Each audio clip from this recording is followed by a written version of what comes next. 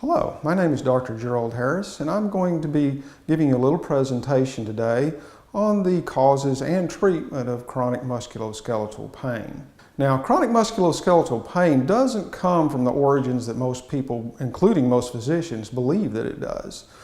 Most people believe that the spinal disc is the root of all evil in regards to back pain and pain in general in the body. But in fact, there's basically three levels to the pain, to chronic musculoskeletal pain. The very top layer is a layer of muscle spasms.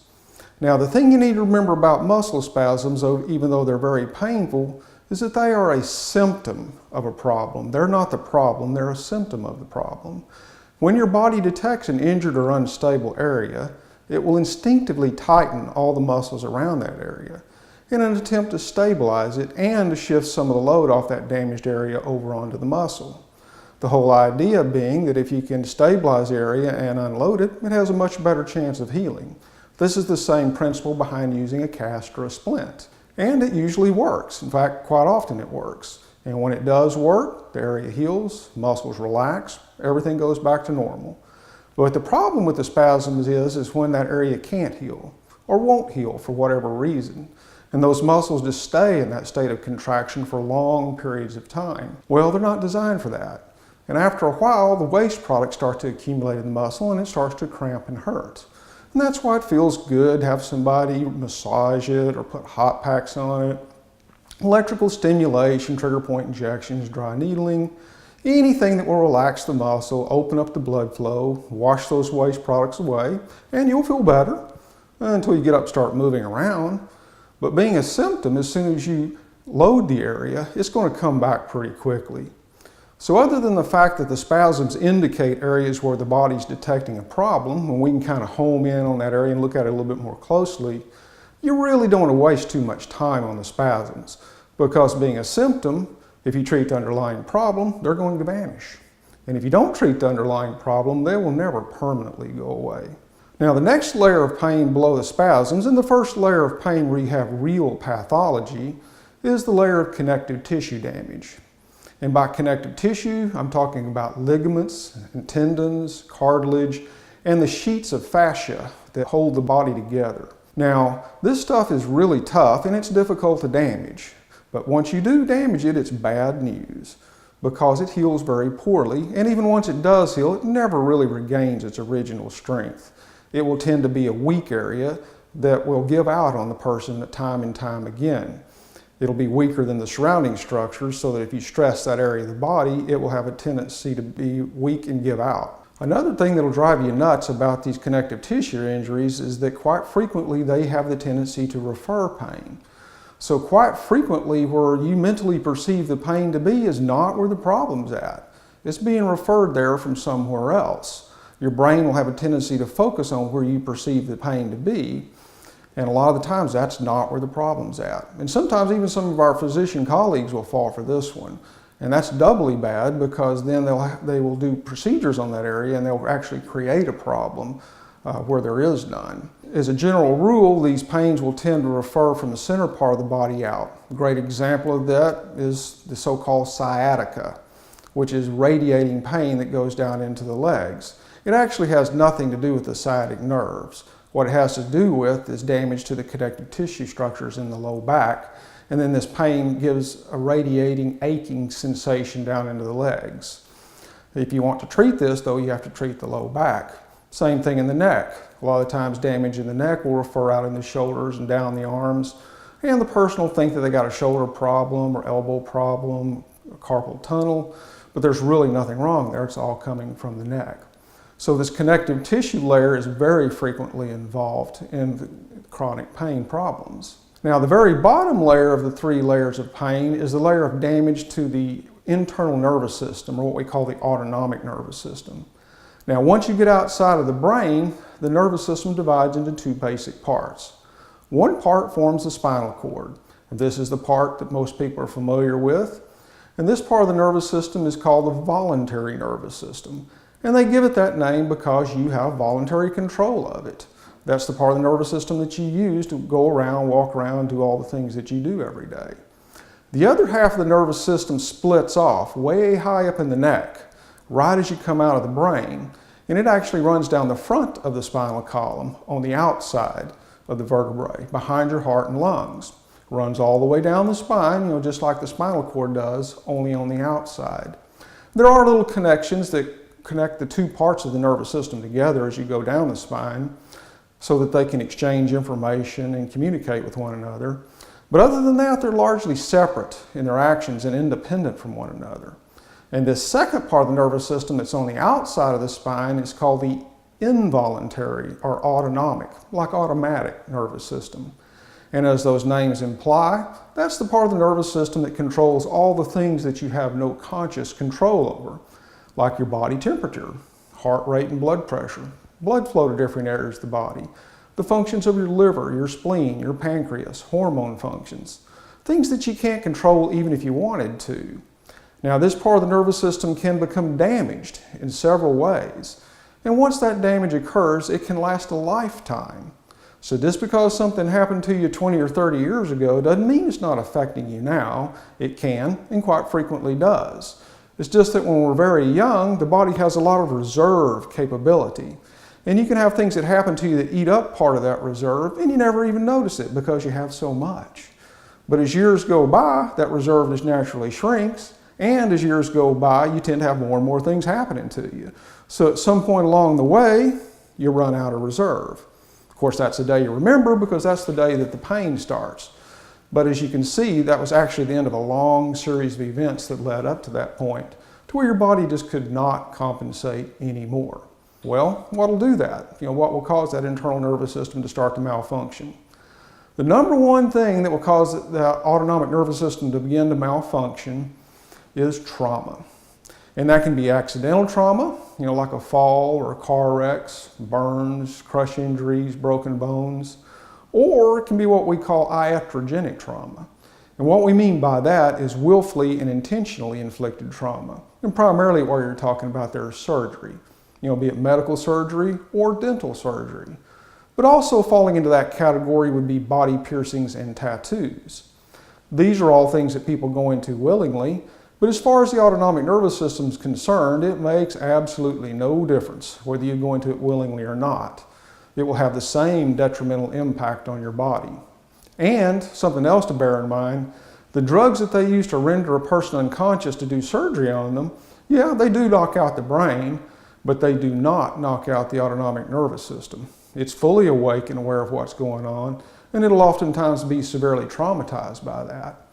Just like, for example, if you were to tie someone down on the table with them awake and alert and cut their appendix out, they would probably descend into shock, and they could even die from something like that if you didn't get it done quickly enough.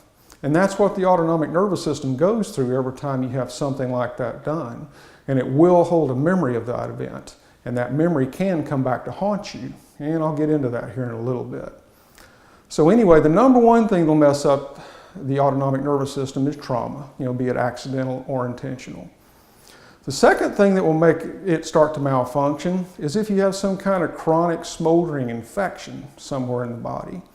And while it's possible to get an infection anywhere, about 80% of the time, if you have a chronic infection in your body, it will be located somewhere in the head and neck region. And about 80% of the infections in the head and neck region will be either in the mouth or the sinuses. And you can get them in other areas too, it's just those are the most common areas. So you have trauma, infections. The third thing that will mess up the autonomic nervous system, and least likely, is if you have a foreign object inside the body. Like, for example, if you're in a car wreck and there's a piece of glass or metal inside the body, or if you have surgery done and they inadvertently leave a sponge or an instrument, then that foreign object will act as a constant aggravation or irritant to the nervous system, and eventually it will cause it to start to malfunction. Now, once the autonomics begin to malfunction from any one of those three reasons, you get identical symptoms. So unfortunately, you can't tell from the symptoms which one of the three is causing it, because it's all the same. The number one symptom you get is the one that brings folks in most of the time, pain. Now, pain from the autonomic nervous system is usually kind of a dull, constant pain, and it'll wax and wane in intensity. Some days it'll be better, some days it'll be worse. but it'll always pretty much be there to one degree or another, lingering in the background. The second thing that will happen when the autonomics begin to malfunction is in the area of the body where the nervous system is malfunctioning, you'll usually get a decreased blood flow. Now, the blood vessels that feed your tissues have circular muscles woven into the walls of them, and those muscles are controlled by the autonomic nervous system, and it can squeeze them down to lower blood flow to an area, or it can dilate them open to increase blood flow. And when it's working properly, it will adjust blood flow based on need or demand. For example, if you decide you're going to go down to the gym and exercise, pretty quickly the autonomics will detect the need for additional blood flow to those muscles in your arms and your legs, so it'll open those up. While you're in there exercising, you're probably not going to be eating anything, so you're not using your digestive tract hardly at all. So the autonomics will squeeze down the vessels to your digestive tract, and it'll dilate open the blood vessels that go to your muscles, diverts more blood to the muscles, and you can perform better. It's pretty slick when it's working properly. But as I said, what will almost always happen in that area of the body where the autonomics are malfunctioning is those vessels will just clamp down. And they stay that way all the time. Regardless of whether you need additional blood flow or not, they won't open. So whatever organ or tissue is being fed by that blood vessel is in trouble. It's getting enough blood to stay alive, but not enough to really flourish and do well. And remember, the blood is not only bringing nutrients to your tissues, but it's also removing waste products from your tissues. So not only are those tissues being inadequately nourished, but they're being steeped in their own waste products. And that combination of high toxicity and low nutrition over long periods of time will cause those tissues to start to slowly weaken and deteriorate, even without any injury at all. They'll get weaker and weaker and more easily injured or injury prone. Well, once they do get injured, now they need even more blood to heal than they would need even for normal health. Well, heck, they can't even get enough for normal health, much less to heal. So they don't heal. You just develop this chronic pain problem. And in fact, with these people, you have to be kind of careful. If you start to try to rehab and exercise them too aggressively, they don't get better. They'll get worse because you're trying to exercise an injured area that cannot heal. Like trying to exercise a broken leg or sprained ankle. Not a good idea. It's not going to help. So you have pain, decreased blood flow. The third thing that will happen when the autonomics begin to malfunction is the connective tissue itself will start to draw up and tighten. Now earlier I told you that the muscles would tighten around the area, but this is different. I'm talking about the ligaments and tendons and fascia, basically the connective tissue that holds your body together. So for example, if you have a ligament between two bones, what will happen is it'll start to thicken in the middle and the ends will start to draw in like that. So what the person will notice then is in certain ranges of motion, they'll start to get really stiff and restricted. Well, I can bend my head fine this way, but I can't bend it this way, or my head won't turn, or my arm won't go, I can't touch my toes or whatever. And you can stretch the living daylights out of these folks, and they really don't get much looser because it's not a muscle problem. It's a connective tissue problem. And then that in turn over time starts to lead to other problems. Depending on where that tightness is located in the body relative to the spine, it will start to tug on the spine, and that will cause the back to pop out, or the hip to pop out, or the neck to pop out, or the ribs to pop out.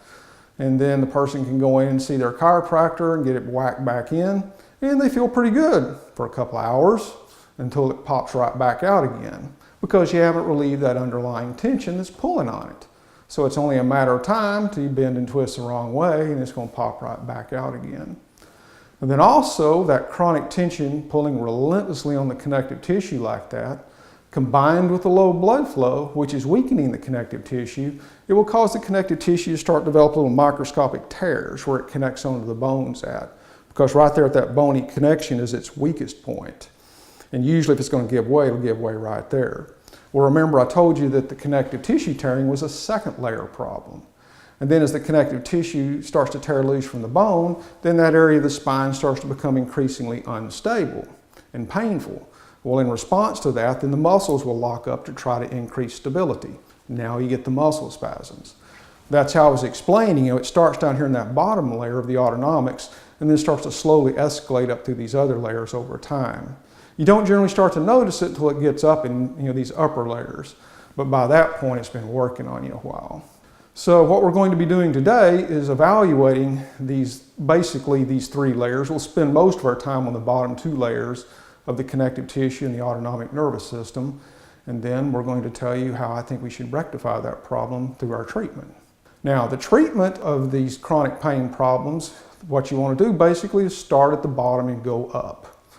So the first thing you want to do is if the person has any infections or foreign objects, you need to remove the foreign objects and you need to eradicate the infections. And once that's done, then a lot of the autonomic dysfunction that we find will clear up just from doing that. And then whatever autonomic dysfunction remains at that point, then we treat with a technique called neural therapy. Now, neural therapy was developed in Germany back in the 1920s, and the German physicians have been using it all these years. However, the textbook was only translated into English in the late 1970s. And even then, it had a very limited distribution in this country. So most of the physicians in this country have never even heard of it. I was taught how to do it by a German doctor who immigrated here. Well, basically, it consists of two things. The first thing you want to do is do injections into the trauma sites. So these would be, for example, a scar or some kind of blunt trauma site. And now these injections are in the scar, not underneath it. They're in it because that's where the nerve damage is located. And sometimes there will be deeper injuries that will cause the autonomic dysfunction, like sprained ligaments and tendons. In those cases, most of the time we can just put little bubbles of medication in the skin over the area where the deep problem is located, because the nerves that go to those deep structures also have branches that come up to the surface of the skin. And about the top 1 millimeter of the skin has a really dense mat of autonomic nerve fibers in it. So as I said, about 90% of the time, if we just put little bubbles in that superficial mat of autonomic fibers directly over, where those deep problems are at, it will reflexively take out the deep problem. Now, about 10% of the time it won't. We actually have to go in and do deep injections. But we always try using the little superficial bubbles because most of the time that'll work.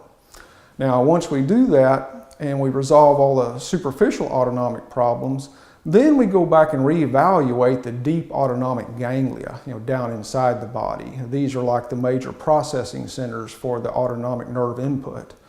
Sometimes, if you're lucky, the malfunctioning of these deep ganglia will resolve when you treat the superficial stuff, because the reason they're malfunctioning is because of the aberrant nerve output from the superficial structures. That's why we always treat the superficial stuff first, to see if you're one of the lucky ones that clears up the deep things. If it does clear them up, great. We don't need to do any treatment to them. They opened up on their own. However, if those deep ganglia still are malfunctioning after we treat the superficial stuff, then the second part of the neural therapy is to go in and do deep autonomic nerve blocks to pop those ganglia open. Now, once we do that, we resolve that autonomic dysfunction, then the pain that's being produced by the autonomic nervous system will stop. Blood vessels open up, blood comes rushing back into the area, and it releases all that tension that's pulling on the connective tissue. If the area is not damaged too badly, then the body will heal itself at that point. We don't need to do any more treatment. And we find that about 35 to 40% of the patients, once we fix their autonomic nervous system, we're done. And by done, I mean they have at least an 80 to 90% reduction in their pain. If you can get rid of 80 to 90% of the problem, then generally the body can finish it off at that point over the next few weeks. So anyway, about 40% of the people just from doing the autonomic nervous system treatment with the neural therapy will be healed. Now, the other 60% will feel better, but they'll still have some residual pain. That's then we would jump into the next level of treatment, which is the platelet-rich plasma injections and/or stem cells. Now, this is an injection therapy also, but that's about where the similarity ends. With the platelets are the part of the blood that are principally responsible for healing injuries. And really all they are is little bags full of growth factors that float around in your bloodstream.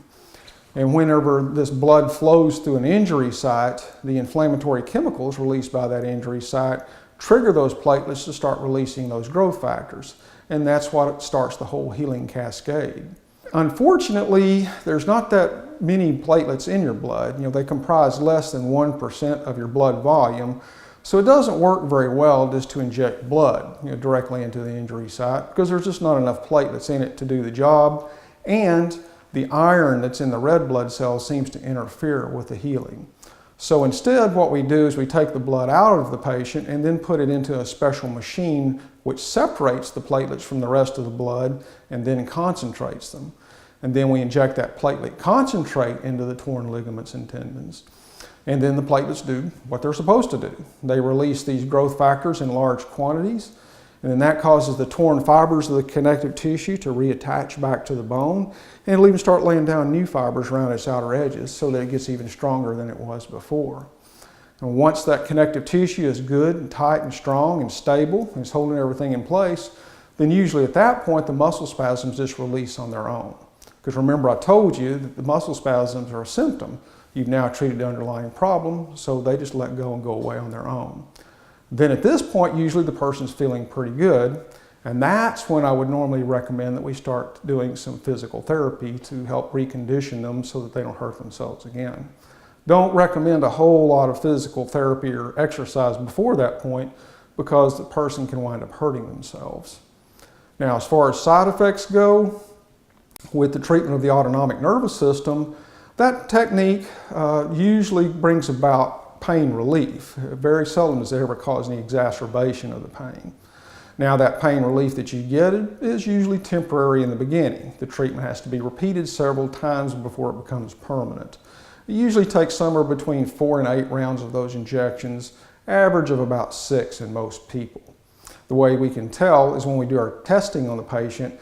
When their system no longer reacts to the stimuli, we know that they're fixed. Now, the only time you really feel worse with the neural therapy main one is if we miss something. Say, for example, you have some little scar somewhere that you forgot about, and it does have nerve damage in it. And we treat all these other areas and we leave that one spot untreated. The one that we leave untreated will usually flare up shortly after we treat the others. It'll start hurting and pulling and itching and causing all kinds of problems. But that's good, you see, because it brings itself to your attention. So that's why after we do the neural therapy treatments, we need you to pay very close attention, for the first couple of days or so, especially, to any kind of pain that you notice or any other symptoms flaring up anywhere in the body. And if that happens, you need to make a note of that and tell me the next time you come in. And we need to investigate that area. If we find another spot where there's a problem, then we just add that into the treatment protocol. The other instance where you can have a worsening of pain after the neural therapy, which is much more rare, is if remember I was telling you earlier on that the body would hold memories of these traumas. And now those memories are going to be held in the autonomic nervous system, and especially in those ganglia down inside. These ganglia are sort of like primitive little brains, and they'll kind of hold a crude memory of things. Not a memory like you think of an event that occurred, like a birthday party, but more a memory of the physical sensations and emotions associated with that event, the physicality of the event. And the reason that's important is because sometimes when we go in there and we inject those ganglia and we pop them open, it will release that memory as a physical memory. And what will happen is the person will have an exact reproduction of the original pain that they felt with that injury or surgery. And I mean, it'll feel exactly like it did. Oftentimes they'll feel like they just got cut open. Well, they did. The body held a memory of that event. Now, if it's a memory release, that's a good thing, because what will happen is it'll hurt and hurt, and then all of a sudden it'll just stop. And then they'll feel great, because the body let that memory go. Now, the main side effect from the neural therapy is not physical, it's emotional. Usually when that memory is released, it's not released as a physical memory, it's released as an emotional memory. And usually not a very pleasant emotion. You don't generally associate pleasant emotions with trauma, and you generally don't associate pleasant emotions with surgery. So it's usually going to be something unpleasant. I have no way of predicting in any one patient exactly what kind of emotions they will experience, other than it's usually not pleasant.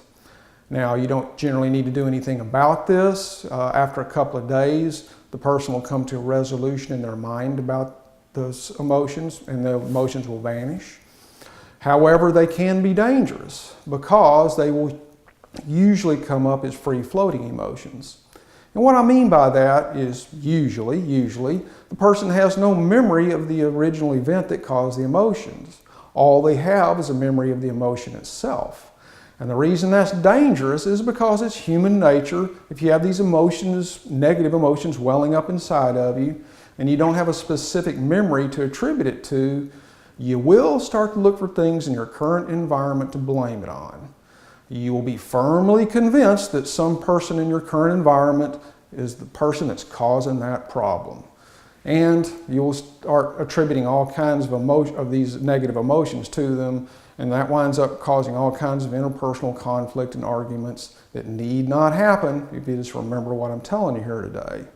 Now, I warn everybody about this, and about 50% of them, it goes in one ear and out the other. Well, it's not going to happen to me. The next thing you know, they're up in the middle of the room yelling at their whole family, and then they have a problem. Generally, what will happen is there'll be something in their environment that would normally be a minor annoyance to them. They wouldn't really give it much thought, but their brain will latch onto it as the source. And it will start heaping all kinds of importance onto that event that it doesn't have. And pretty soon, the little molehill has grown into a great big flaming volcano, and they've lost their cool, and the family's cringing in the corner, and you got a real problem. So for that reason, we generally recommend that, at least for the first couple of treatments of the neural therapy, that you don't schedule any major social interactions right afterwards. If you make it through the first couple of treatments, it's no big deal. It probably isn't going to be. If it's unavoidable, if you do have to be around other people, there's no way you can get out of it, then the best thing to do is to warn them ahead of time that this might happen. If people know what's going on and you start behaving out of character for yourself, they're a lot more likely to just blow it off and not make a big deal out of it. But if you hold all this inside and no one knows what's going on, and you start behaving out of character for yourself and weirding out on them, then it can cause some problems that you have to try to correct later. So that's the neural therapy. Now, with the platelet-rich plasma injections and the stem cell injections, side effects from that, not much emotional there. Pretty much just physical. You're sticking a needle right in the spot where all this pain comes from. Don't feel very good. I've had them, I know. But about a third of what we put into this injection along with the stem cells and or platelets are a mixture of different numbing agents, like what the dentist uses. We put in a quick-acting one and a long-acting one, so you kind of get the best of both worlds. When you inject this mixture into that painful spot, it numbs it up pretty quick. By pretty quick, I mean maybe 8 to 10 seconds. So for that first 8 to 10 seconds, it will definitely get your attention. However, you just grit your teeth and hang on, then after that it numbs out. Wow, then it feels pretty good for about 3 hours until the number wears off. After the number wears off, it's going to feel like somebody hit that area of your body with a stick. It'll be really sore for about 48 hours. And also, after we do those injections, it actually weakens the area a little bit. So for about 48 hours after you do the PRP, you need to be sure and have it marked off so that you can just rest that area of the body and not do much and just keep the load off of it. You'll get much better results. People that try to push through the pain and do too much will wind up injuring themselves and actually inhibiting their healing process. Other than the pain, other possible side effects that you have to worry about mainly have to do with just poking holes in the skin with a needle. Anytime you puncture the skin, you run the risk of an infection. We always swab down the skin good with surgical disinfectants to prevent that. Anytime you puncture the skin, you could puncture a blood vessel. Usually if that happens, I'll see it, and I just apply pressure and the bleeding quickly stops. But if I don't see it, or if it's too deep to see, then that vessel will continue to leak, for about a minute, maybe a minute and a half. It'll seal on its own, but it will leave a little pocket of blood in the tissues, and that's called a hematoma. Those are not particularly hazardous to your health, but they will make a bad bruise, and it will be sore, for a couple of weeks while your body reabsorbs the blood. Sometimes when I stick that needle in there, your body will have decided to grow a nerve where the textbook says there should not be a nerve there. Well, you grew one anyway, and we can poke a nerve with that needle. If I poke a nerve with a needle, you won't like me very much. You'll feel like we stuck your finger into an electric light outlet, and the nerve will burn and sting for, about a week to 10 days, but it won't do any permanent damage to the nerve. You could always be allergic to something in the injection. Most people have had many experiences with exposure to local anesthetics when you go to the dentist. So you probably know ahead of time if you had a problem with that. Obviously, you're not going to be allergic to your own stem cells and platelets. If you are, you've got much larger issues to deal with than you need to be seeing me about. As far as medications that will interact with these treatments, with the neural therapy, the only real thing that will interact with that are tranquilizers. These would be things like Valium, Xanax, Klonopin. You can think of these drugs as mental cortisone. You know, they suppress mental issues that most people should really be dealing with.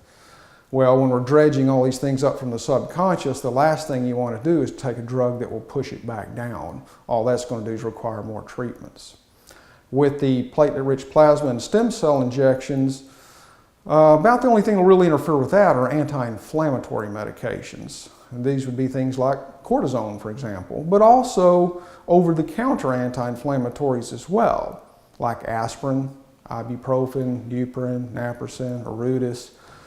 Everything that's sold over the counter for pain other than Tylenol or acetaminophen is also an anti-inflammatory. Tylenol is the only thing that's sold over the counter for pain that is a pure painkiller, and it's safe to take during any part of the procedure.